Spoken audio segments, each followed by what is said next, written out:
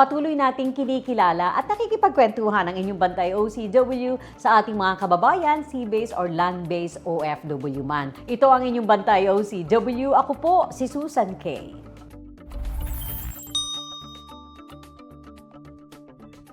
Saan nga ba nagsimula ang buhay ng ating mga OFW bago pa sila mag-ibang bayan? Kikilalanin natin ang ating CEO and founder ng SGO Restaurant Corporation. Siya rin po ang kilala sa tawag na Chef JR o Chef Obal. Chef J. Obal. Welcome sa ating Bantay OCW program. Kumusta kayo? Maraming salamat po sa pag-invite po sa akin dito, Ma'am Susan. At kwentuhan mo nga kami bago ka naging CEO and founder nitong SGO Restaurant Corporation. Saan nagsimula si Chef J? Actually po, Ma'am, bago po nagkaroon po ng isang negosyo, ako po muna ay namasukan bilang isang empleyado din po. Dito yan sa Maynila. Nag-ano po ako dyan sa may Century, OJT po ako dyan. Okay. So after ko po mag-OJT dyan, nag-land-base po ako sa Malaysia. Nagtrabaho po ako dyan as housekeeping sa may Prince Hotel, Kuala Lumpur sa Malaysia. Gaano Siguro, katagal ka doon? 1 year po ako doon. Okay. Ang kontrato ko po talaga doon dapat mga 2 years. Kaya lang, sabi ko nga, kung aabot pa ako ng 2 years, 19 years old ako, kailangan kasi ng pamilya namin ng income dahil ako po yung parang lumalabas na nagsusuporta sa aming pamilya. So, nag-decide po ako na from Malaysia, bumalik ako ng Pilipinas para mag-ibang bansa. Ulit, nag-training ako as a seaman. So, nag-try po ako magpunta ng Royal Caribbean International Cruise Line. Agad na lumipat ka? Nung time po na nandun ako sa Malaysia, na nagtatrabaho po ako doon as housekeeping, kasi yung kinikita ko sa Malaysia is ringgit. So, hindi siya enough para makabuhay para sa aming pamilya. Single ka pa noon? Single Bata po ka ako pa? Noon, bata. 19 years old po ako noon, bata Grabe pa. ha, 19. Pero bago po ako nagbarko, nagpunta ng Malaysia, nag-ano rin po ako rito ng mga trabaho dito sa mga pa-sideline po. Sarili po kami tindahan, nagtinda po ako ng mga ihaw-ihaw, nagtinda ako ng mga pizza, ganun. Mahilig ka na mag-negosyo? Mahilig Bata na po ka talaga. pa? Opo, mahilig na po talaga ako. Kaya lang, nung nag-edad po ako ng 19 years old, hindi naman po pwede na nandito pa ako. Kailangan ko rin maka-experience na magtrabaho. So, nag-decide po ako na magpunta ako ng Malaysia at nag-try ako doon. So, natanggap po ako ng 1 year po. 2 years po ang contract ko doon, pero parang 1 year ko lang po natapos yung aking contract. Okay. Pagkatapos, Bakit hindi mo natapos yung contract? kasi talagang yung sweldo ko po kasi sobrang liit. Alam niyo po, sa mga Hindi ka naman nagka-problema? Ay, na hindi naman. Hindi ka nagtapos ng kontrata? Hindi naman. Kasi po, di ba, sa mga, tulad po sa mga OFW, na katulad ko po, naintindihan ko po sila kung ano po yung pinagdadaanan nila. Kasi tulad ko, na nung nagtatrabaho po ako sa Malaysia, di ba, malit po ang sweldo ko doon as a housekeeping. Pero yung kinikita ko po doon talaga, hindi pa sapat para makatulong sa akin pamilya. So, ang ginawa ko, from there, after ko pong magtrabaho doon sa hotel, paglabas ko po, meron po ako pinapasukan ng 7 o'clock po.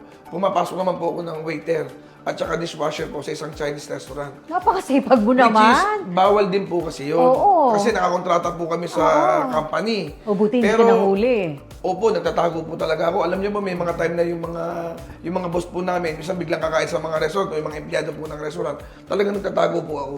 Oh no. Kaya lang, talagang kailangan ko pong kumuha ng extra kasi parang ang nangyari po kasi ang sweldo ko noon, parang kumikita lang po yata ako ng 10,000 lang isang buwan.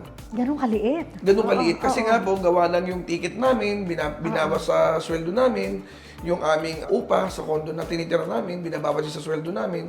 So halos wala nang natitira. So nag-decide po ako na magtrabaho din po ako doon sa restaurant ng Chinese. At the same time, ma'am, diyan ko rin po naranasan na maging magbabasura. Oh, bakit naman? Sumasideline ka na nga. Sumasideline po ako kasi syempre po... Nabawal ha?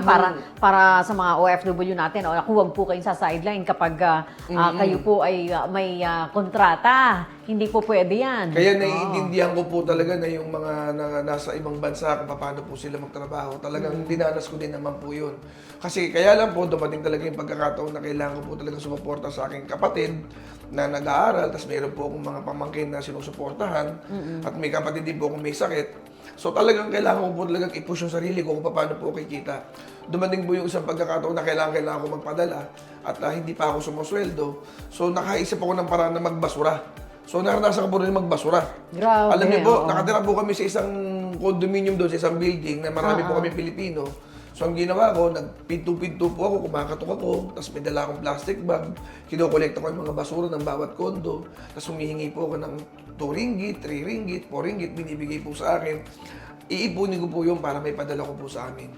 So, Gaano katagal mong ginawa yan? siguro yung pagbabasura, mga 2 buwan po akong gumawa nun. Kaya lang, sinitaho ako ng gwardiya.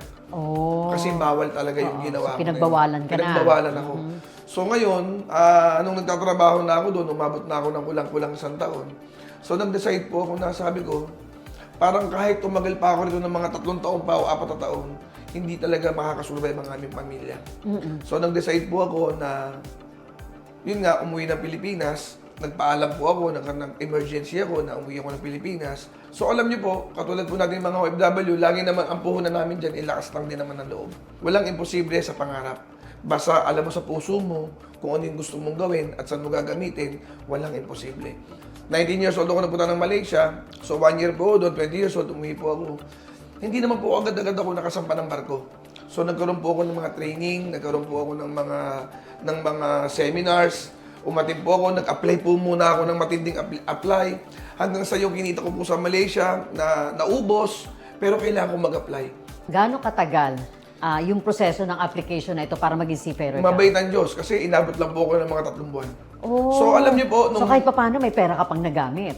halos wala din Wala talaga na rin eh. Kasi nga, maliit nga lang po Yeah, talaga yung that's- sweldo namin. oo. So, alam niyo po, nag-a-apply po ako, binibigyan ako ng nanay ko ng 500. Minsan 400, galing pa ako ng Laguna. Yan po yung hirap talaga ng mga OFW, di ba? Bago po kami nakapunta ng ibang bansa, matindi rin yung proseso dinaanan namin. Kaya sabi ko nga, ramdam na ramdam ko rin yung buhay namin na pag nasa ibang bansa ka na. Kasi nung time na nag-a-apply ako, talaga namang yung perang ibinibigay sa akin ng nanay ko, ginagamit ko yung pang-xerox, pamasahe, pero hindi ko na siya binibili para kumain ako sa labas. Ang ginagawa ko, pag uuwi ako, pinamamalengke ko na lang yun.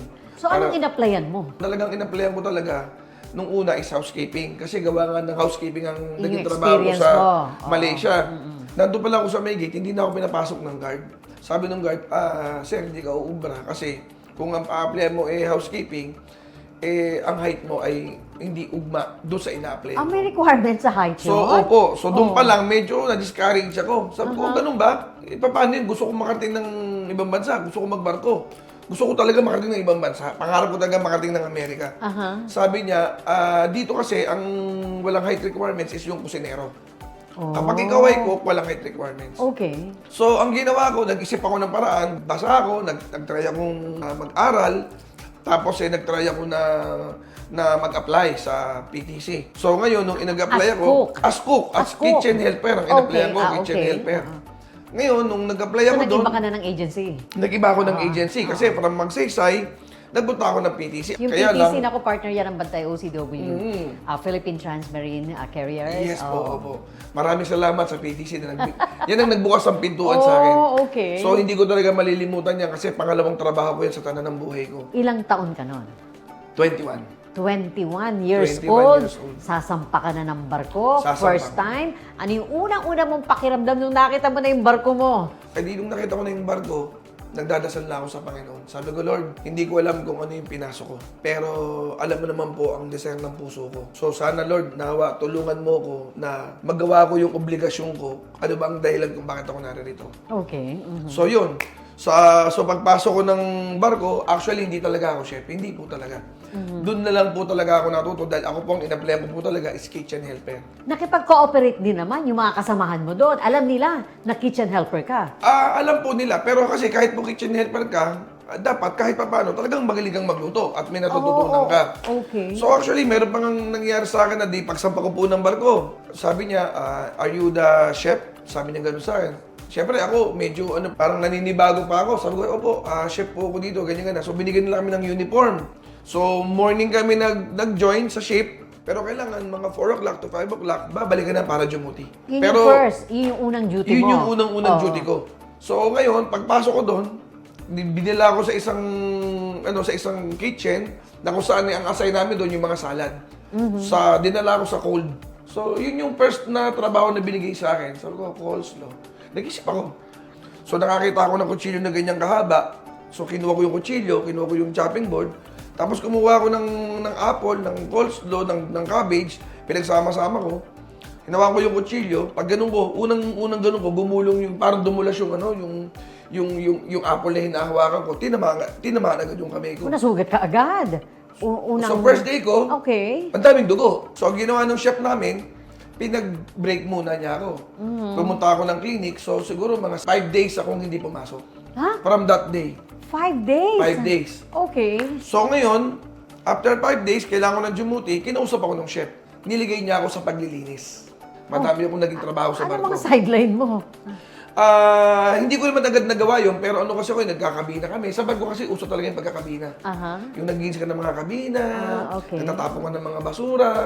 Tapos nung mga pabalik-balik na ako, nagbebenta na ako ng mga phone cards, mga cellphone, laptop. Dala mo na yan. Siya ang Hindi, nagpapadala. pinipick up namin sa barko. Lalabas ako ng barko, kukunin ko yung Ikaw order, din. tapos dadalhin Okay. sa barko, tapos ibebenta ko sa mga kasama ko. Saka ka magbabayad Tapos pag uhulog-hulugan nabayaran ng mga kasama ko sa akin yun. Galing mo, ha? Tapos saka ko Oo. ibibigay naman doon yung bayad doon sa Miami. Okay. oo. So yun yung mga naging pinagkakita ko. Tapos nag-auction din ako. Di ba alam niyo po yung auction, yung mga paintings? Yun, ginawa ko din yung sa barko. So From bodega. lahat ng pwedeng pagkakitaan, hindi mo talaga inurungan. Talagang as in, kung ano yung pwede, na pwedeng makapasok ako para kumita ako doon, gagawin ko yun. Paano nagkaroon ka ng matinding interest na sa kitchen? Kasi imagine, ikaw ngayon ng CEO and founder ng SGO, sarili mo ito, na Restaurant Corporation. At yung experience na yan, I'm sure, doon mo nakuha yan sa barko. Bakit restaurant ang Kasi yung kuya ko, ang inaisip mo? kasi yung kuya ko, kusinero din. Okay. Siya yung Pero may kusinero. edad na. Kusinero din siya, Oo, katulad ko. oo. Tapos, magaling din siya magawa ng mga pagkain. Okay. So, nagtayo kami ng isang malit na restaurant na nag-umpisa lang sa 4 na lamesa. Yun yung sa may Kalindola. 4 na lamesa lang, nagtayo kami. Nagkakatao yung restaurant. Hanggang sa may isang nakakain. Na yung nakakain yun, sabi niya, pare, masarap yung pagkain mo, pero yung location mo, hindi para dito to. Sabi ko, oo nga eh. Pare, gusto mo bang magkaroon willing ka ba sa partnership? Sabi ko, para saan po? Meron ako isang location na malaki. Kung gusto mo, puntahan mo para makita mo. Alam niyo po, Ma'am Susan, doon po ako nag-umpisa. Oh, galing naman. Ang laki po ng restaurant. Siguro, nasa kulang-kulang 1,000 square meter po yun. oo. Ang laki ng parking, may mga VIP. Restaurant na yun. Ano po siya eh, para po siyang Music 21. Okay, May restaurant siya, may KTV siya, may mga VIP rooms. Kompleto na. Oo. Na wala po akong inilabas na pera doon. Siya lahat. Na yung pwesto nga ready na. Oo. Kasi gawa nga po nung Chinese Pogo, di ba? Nung nawala, nalugi sila. Naiiwanan yun ng Chinese. Okay. So ako ang nagpatuloy. So, pumick up yung restaurant. Pumick up po. Pumick up. At pinupuntahan ka. Talagang tinao po ako doon. Alright. So, chef, kumusta na ngayon itong restaurant na ito? Actually po, okay naman yung naging pwesto namin doon. Kaya lang, syempre, dumating talagang pagkakataon na talagang minsan tataas ang upa, lalaki yung expenses mo. Oo. So, minsan kailangan nating ikat. Pero yung pong restaurant na yun, ang pangalan po noon, ito po yun. Yung Bera Bera and and Basuti. Basuti, Yung okay. SGO po, wala pa po yung SGO. So, Okay. nag-start muna kami sa restaurant. Yun po yung, di ba, yung sa Kalendola po namin, yung maliit, Bera and Basuti po yun. Kasi, more on Japanese po yun nung time po na yun. Okay. Tapos, nung lumipat po kami sa may Silmer, Bera and Basuti din po yun. Ano rin po yun, Japanese restaurant din po siya. Alam mo, inspirasyon ka sa ating mga OFW. Saan man sila, naroroon, ano man yung kanilang mga ginawa o naging trabaho sa ibayong dagat. Kung magbibigay ka ng mensahe sa ating mga kababayan, ano yung gusto mong sabihin sa kanila? Lalo na sa mga tatay na katulad mo, nagsimulang magpamilya na hindi na umalis, na hindi na nag-abroad at nagdesisyon na dito na lang sa Pilipinas maghanap buhay. Sa ating mga kababayan, ang mabibigay ko lang po sa inyong mensahe, una, alam po natin ang dahilan kung bakit po tayo nag-abroad. Lagi naman po dahilan natin, di ba, ang ating pamilya.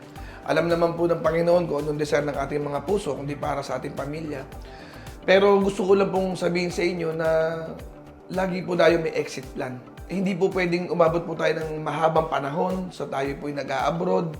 Dapat po meron po tayong plano kasi po ang buhay lang po natin ay maigsi lamang. Meron pa rin po tayong mga anak na dapat po nating makasama. Meron pa rin po tayong asawa na dapat po nating akapin at maramdaman po nila yung ating pagmamahal sa kanila. So, ang pag-abroad, ito po ay gamitin po natin na pansamantala lamang. Huwag po nating isa buhay na habang buhay na hanggang kaya natin mag-abroad po tayo. Mayroon din po tayong kikitain sa Pilipinas. Ang kailangan lang po natin dito ay yung magkaisa tayo, magtulong-tulong, at magtiis, magtiyaga. Kasi nasanay po tayo agad ng malaki ang kita.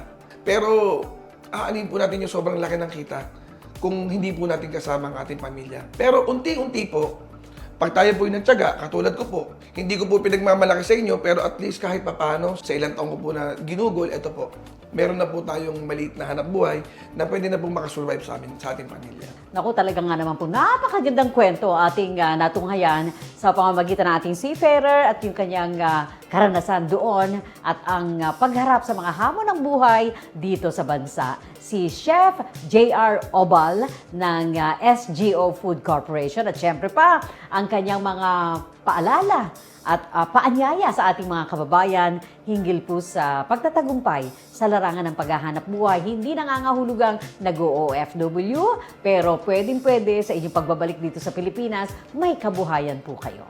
Ito ang ating tunay na kulay ng buhay OFW. Sa Bantay OCW, ako po si Susan K.